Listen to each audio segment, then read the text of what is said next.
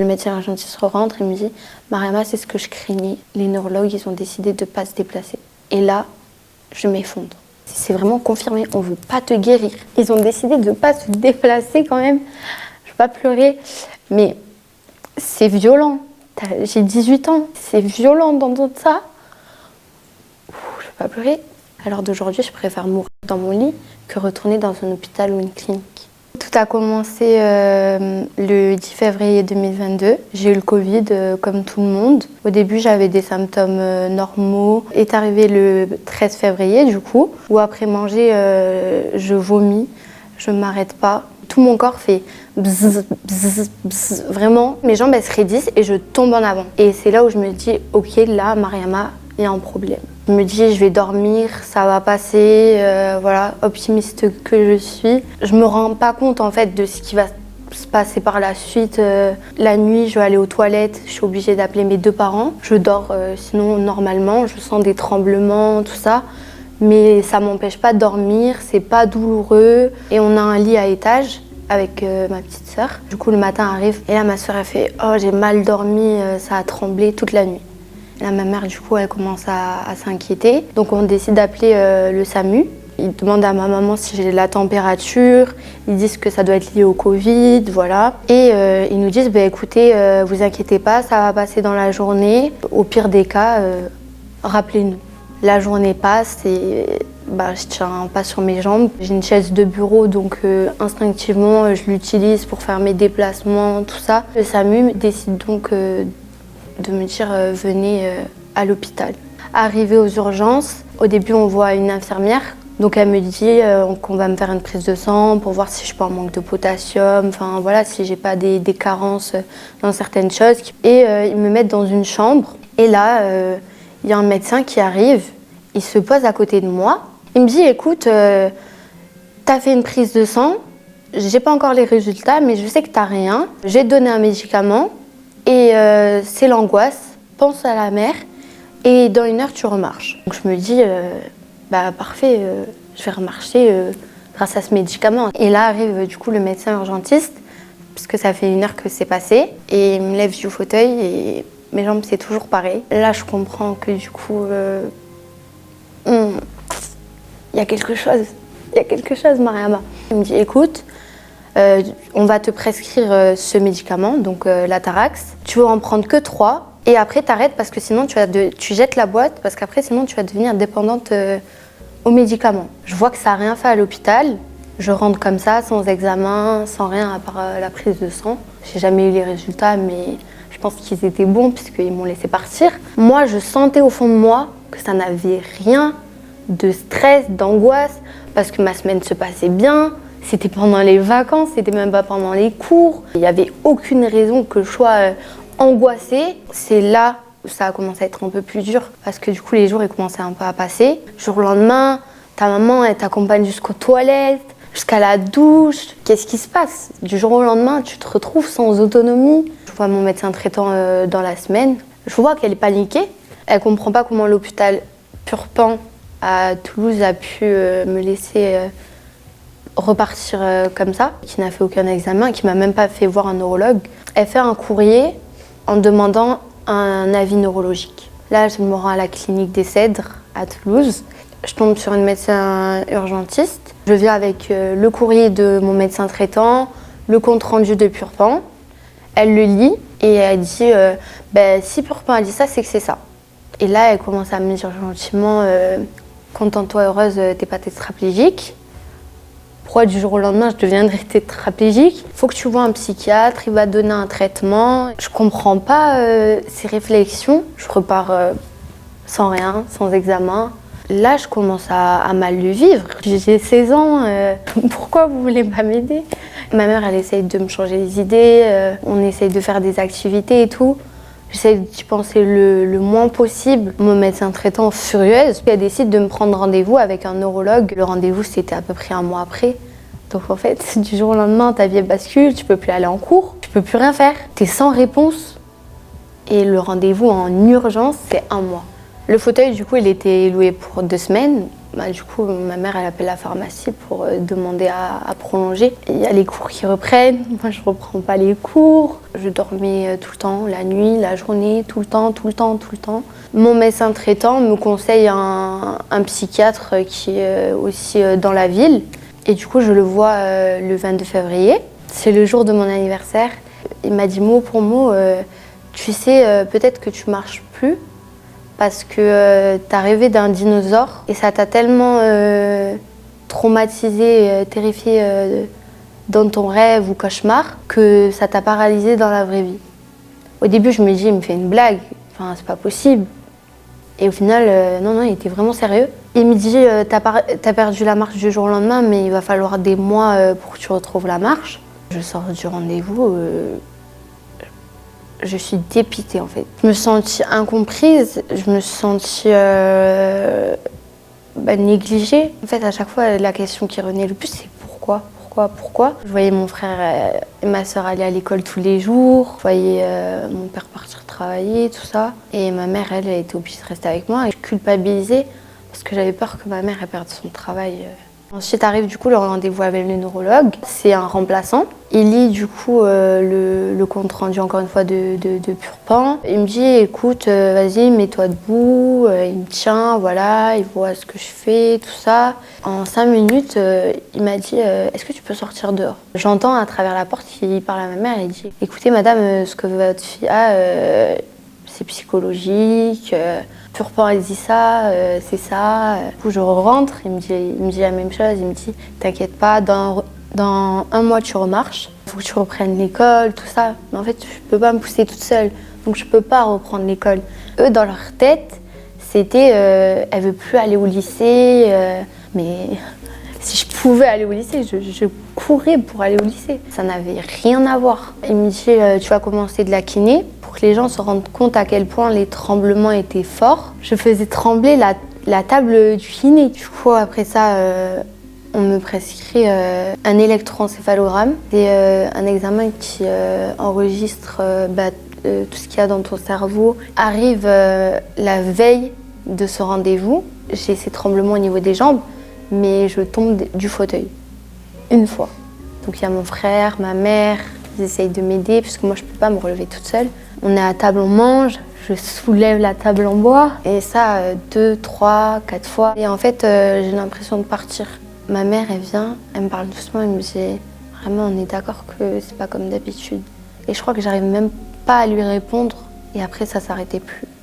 Je convulsais. Je sais pas combien de crises j'ai faites. Il décide d'appeler les pompiers et il m'attache du coup sur un brancard. Mais vraiment, il me ceinture des pieds jusqu'à la tête. Ils ont dit peu importe ce que vous voulez, nous on l'emmène à l'hôpital parce que ça c'est des convulsions. Avec tout ce que j'avais vécu avec le médical, j'avais une peur maintenant des hôpitaux et des cliniques. J'arrive là-bas, du coup, les pompiers expliquent que j'ai convulsé tant de fois, voilà, au médecin urgentiste. Il me dit juste, on va te faire une prise de sang. Et il revient 2 heures après, la prise de sang est normale.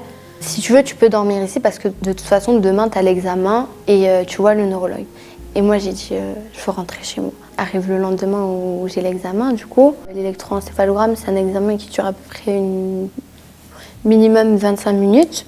Je reconvulse. L'infirmière arrête l'examen et me dit je peux pas continuer. Et du coup, on était à même pas 5 minutes de l'examen. Là, le neurologue arrive, pas de bonjour, rien, bon, c'est pas grave. Comme j'ai convulsé, en fait, le casque s'est détaché pendant l'examen. Ça n'a rien enregistré au moment où j'ai convulsé. Il regarde et il fait ça, c'est pas de l'épilepsie. Ma kiné, elle avait fait un compte rendu et je vois qu'il prend le compte rendu, il le lit à peine, il fait une boule de papier et il la lance comme ça dans la poubelle. Je me dis, bon, ça commence bien. Il me dit, bon, mets-toi debout. Du coup, je me tiens à lui et en fait, il a fait comme les bébés, il m'a lâché. Et du coup, je tombe. Et il me dit, écoute, je vois qu'une solution pour toi, pour que tu guérisses, c'est t'interner en psychiatrie. Je suis choquée parce que ça fait à peine 5 minutes que je suis dans son bureau. Il m'a fait aucun test, il me fait tomber. Moi, en fait, je parle plus. Et ma mère, elle dit, hier, il y avait les pompiers quand même. Et ils ont dit qu'elle avait fait tant de convulsions et tout. Et là, il rigole et il dit, mais madame, je vais quand même pas vous apprendre que les pompiers, ils n'ont pas fait d'études de médecine. Et là, je me dis, waouh. En fait, j'avais déjà compris que c'était mort, en fait, avec ce docteur. J'ai eu la chance d'avoir une maman incroyable par rapport à ça, qui m'a toujours cru, qui a même plus cru en moi que moi je ne croyais en moi, parce que j'ai commencé à douter de moi. Dès que mes parents sortaient, je me disais, ok, allez Mariama, c'est bon, en fait tu peux marcher, on dit c'est psychologique, marche. Et je me fracassais par terre. Et j'avais des bleus, je me faisais mal, mais je me relevais. Je me disais, tu peux y arriver, tu vas marcher, mais j'y arrivais pas. Ce neurologue, il est renommé, on va dire, à Toulouse, et quand lui avait parlé, c'était la fin. Parce que mon médecin traitant m'avait dirigé vers lui. Pour elle, l'affaire, ça y est, c'est déclassé, c'est psychologique.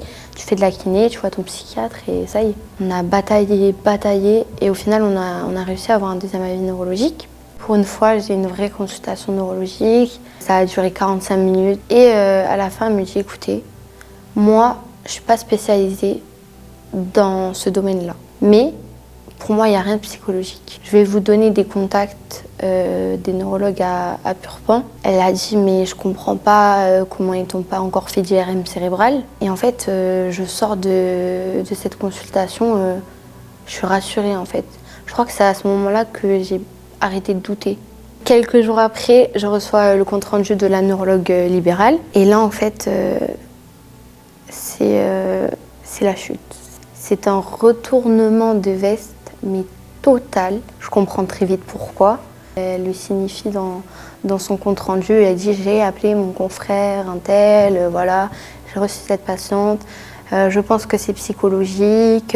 Ça y est, là, c'est fini. Je ne veux plus voir de médecin. Je pense j'étais à terre et là, on m'a achevé. Je n'ai jamais eu, ou ma mère n'a jamais réussi à revoir cette neurologue au téléphone. Depuis, soi-disant, elle est en vacances. Maintenant, ça va faire 2 ans. Moi, mon moral, il commençait à diminuer. Donc, je pense que le plus légitime à parler de psychiatrie, c'est bien mon psychiatre. Je vais le voir. Je lui montre le compte rendu. Il me dit, écoute, pour une hospitalisation en psychiatrie, c'est au moins 6 mois d'attente et t'as pas de pathologie psychiatrique, donc il vous balade. On vous balade. C'est violent. Là où j'ai compris qu'il y avait vraiment quelque chose de louche, c'est qu'ils m'ont dit, ce qui va te soigner, c'est la rééducation et garde ton suivi psychologique. Et moi, je dis, si c'est la rééducation qui va me soigner, pourquoi ne pas aller en centre de rééducation, puisque je n'étais pas contre. Ils me répondent, on ne veut pas que tu ailles en centre de rééducation parce qu'on ne veut pas qu'on te fasse d'autres examens que nous, on t'a pas fait ou qu'on te donne un diagnostic. Ça a été le déclic de, ok, il y a quelque chose en fait autour de moi. Arrive mon 5e Covid, où là, les convulsions, elles sont à répétition. Je m'urine dessus, je me mords la langue. Et entre-temps, je suis suivie du coup par un autre médecin. Elle a dit, Mariama, je sais que tu détestes les hôpitaux et les cliniques, mais là, tes convulsions, elles sont beaucoup trop rapprochées. Je suis désolée, mais je suis obligée de t'envoyer à la clinique d'ESSED. Mon médecin généraliste, du coup, me conseille de juste dire, ça fait 4 jours que tu convulses, tu t'es uriné dessus, tu t'es mordu la langue, tu parles juste de ça. Tu dis pas que tu convulses depuis tant de temps. Et c'est ce qu'on a fait. Et du coup, j'ai été traitée comme une patiente lambda. Ils décident de me faire une prise de sang et un scanner. Et en fait, tout le long du scanner, il y a des lumières très fortes. Et la lumière, ça peut me déclencher des crises. Je fais mon scanner, hop, je repars dans la chambre. Tout le long encore, il y a les lumières. J'essaie de cacher mes yeux, mais je sens que ça va partir. Et en fait, je vois juste le médecin urgentiste face à moi qui dit « elle se mord la langue, elle convulse ». J'entends aussi la phrase Madame, sortez parce que c'est très impressionnant. Et là, je me suis dit, ah ouais, ce qu'ils subissent quand même depuis 1 an à cause de moi, j'ai de la culpabilité. Parce que mon frère, il m'a déjà vu convulser, il a 15 ans, ma petite sœur, elle a 11 ans. Et je pense pas que c'est des choses que tu dois voir. Et je me dis, mais s'ils savaient, Ils me perfusent, du coup, ils me mettent du Rivotril, qui est un anticonvulsivant. Grâce à ça, je fais qu'une crise. Alors qu'à la maison, je les aurais enchaînés. Même si là, j'ai convulsé, que c'est dur encore, je suis contente parce que je me dis, ils ont vu de leurs propres yeux, ça y est, on va me prendre en charge. Après ça, ma mère, elle me dit, tu sais, le médecin urgentiste, il m'a tapé sur l'épaule, il m'a dit, Madame, vous avez bien fait d'amener votre fille. Ça, c'est une crise d'épilepsie, c'est de l'épilepsie qu'elle fait. Et en fait, le lendemain, il y a quelqu'un qui arrive, ça toque pas. Je reconnais direct que c'est un neurologue. Il me dit alors c'est toi qui fais différentes sortes de malaise. Alors moi je le regarde comme ça, parce que quel rapport? J'ai des spasmes musculaires, j'ai des convulsions. Ça s'arrête là. Ça y est, tout ce que je redoutais, c'est pour ce moment-là. Je lui dis, vous savez, je supporte tellement pas la lumière que j'ai besoin de mettre des lunettes de soleil chez moi. Il me dit, ça va, c'est pas comme si t'allais aller courir dehors. Il avait juste le faux dossier et il s'est basé sur ça. Comme je vois ma mère démunie, je lui dis, mais écoutez, hier, il y avait le médecin urgentiste. Voilà, donc vous pouvez lui demander à lui. Et là, il me dit, oui, mais je l'ai eu au téléphone ce matin et il est plus sûr de ce qu'il a vu. Je me suis dit, ah ouais, Mariama, on veut pas te soigner. Il me dit, bon, je vais te donner ce médicament, c'est un traitement de fond, prends-le, mais c'était au cas où qu'il t'arrive quelque chose pour pas que je sois coupable, quoi. C'était vraiment comme ça. C'est pour éviter de convulser et tout, et je pourrais même pas avoir une discussion avec vous si j'étais pas sous ce traitement-là. Parce que voilà, je convulserais. Et arrive, du coup, là, c'est la dernière étape. Je suis avec ma cousine et en fait, elle essaye de me réveiller et tout. Et j'ai du mal à me réveiller et tout. Je suis confuse. Elle me demande si ça va, je lui dis non. Les pompiers arrivent, je reconvulse encore devant eux, je vomis, voilà. Ils me disent on t'emmène à la clinique des Cèdres. J'arrive dans le couloir. Et là, je vois le même médecin urgentiste que j'avais vu. Et il me dit Mariama, t'es là pourquoi? Je dis toujours la même chose. Les infirmières sont là en train de me faire les soins et tout. Et le médecin urgentiste rentre et me dit Mariama, c'est ce que je craignais. Les neurologues, ils ont décidé de ne pas se déplacer. Et là, je m'effondre. Je lui dis j'ai 18 ans. Alors, d'aujourd'hui, j'ai plus de vie. Moi, j'ai rien demandé. Pourquoi? Et là, en rentrant, je cogite, je dors pas de la nuit, je pense que c'était une de mes pires nuits. J'arrive pas, je me dis, Mariama, en fait, c'est vraiment confirmé, on veut pas te guérir. Je me pose devant mon téléphone et là, je décide de tout raconter. Je l'ai publié sur TikTok et là, je reçois un soutien, les gens d'une bienveillance. Vraiment, c'est grâce à eux si je suis là aujourd'hui. Suite à ça, on commence à se rapprocher d'associations. Ma mère, elle est allée faire des conventions pour en apprendre plus, tout ça. Et tout le suivi médical que j'ai maintenant, on est presque certain que c'est lié à la vaccination du Covid. Déjà, dès la deuxième dose, j'ai fait un malaise directement. Donc au final, mon corps, il acceptait déjà pas la chose. À l'heure d'aujourd'hui, les séquelles que j'ai toujours, du coup, je ne remarche pas. Les convulsions, faut que je fasse attention, j'ai un traitement, mais c'est un médicament, on va dire, temporaire. Tu peux pas le prendre toute une vie ou pendant des mois et des mois, c'est 12 semaines et on verra bien ce que la suite me réserve. C'est le destin. Si aujourd'hui je devais dire quelque chose au médecin, je vous en veux parce que moi j'ai donné ma confiance. Je pensais que vous vouliez me guérir et à la place vous m'avez détruit. Je suis sous antidépresseur, j'ai plus de vie. Je suis là pour les gens. Et parce que je suis croyante. Si j'étais pas croyante, je me serais suicidée. Et je l'ai tenté. Bien sûr, je l'ai tenté. Et c'est ma sœur qui a ouvert la porte et qui m'a sauvé la vie. C'est pas une vie de vivre comme ça. J'ai plus d'attente de médecin, j'ai plus d'attente de rien. Je vais avoir 19 ans dans moins d'une semaine. C'est toujours pas derrière moi. Je sais pas combien de temps je peux encore tenir dans la situation dans laquelle je suis.